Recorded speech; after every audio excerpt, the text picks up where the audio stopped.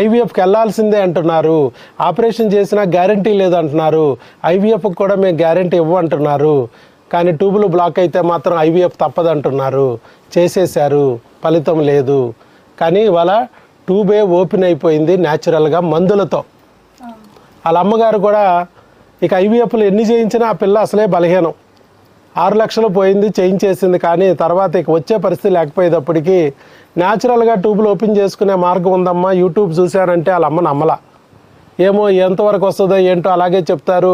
పైగా మనం ఇక్కడ సంగారెడ్డిలో కాదు కదా, ఎక్కడో విజయవాడ వెళ్ళాలంటున్నావు, ఇక్కడ రాని డాక్టర్లు అక్కడ ఏమొస్తాయి అన్నట్టుగా ఆవిడ కొంచెం అనుమానించింది, సందేహపడింది. కానీ తీరా ఏమైంది, ఇక్కడికి వచ్చాక సక్సెస్ అయింది, ట్యూబులు ఓపెన్ అయినాయి. కాబట్టి ఇప్పుడు ఆవిడ ఆనందపడింది, సంతోషపడింది. ఆ రోజు అయితే అంతా భయంగానే ఉంది. అమ్మ వచ్చారు, నాన్న వచ్చారు, వెనకాల అందరూ వచ్చారు, నన్ను 4-5 సార్లు అడిగారు వస్తుందా నిజమా కాదా.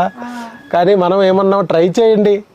ఐవీఎఫ్ అయితే లేదు కదా, ఆపరేషన్ అయితే లేదు కదా, ఒళ్ళు గుల్లవ్వదు కదా, డబ్బులు నిల్లవ్వవు కదా, జస్ట్ కొన్ని టెస్టులు కాసిన మందులు. వాడు చూస్తే పోయిందేముంది, అయితే ప్రెగ్నెన్సీ వస్తుంది, లేకపోతే ట్యూబులు ఓపెన్ అవుతాయి, ఏదో ఒకటి జరుగుద్ది కదా.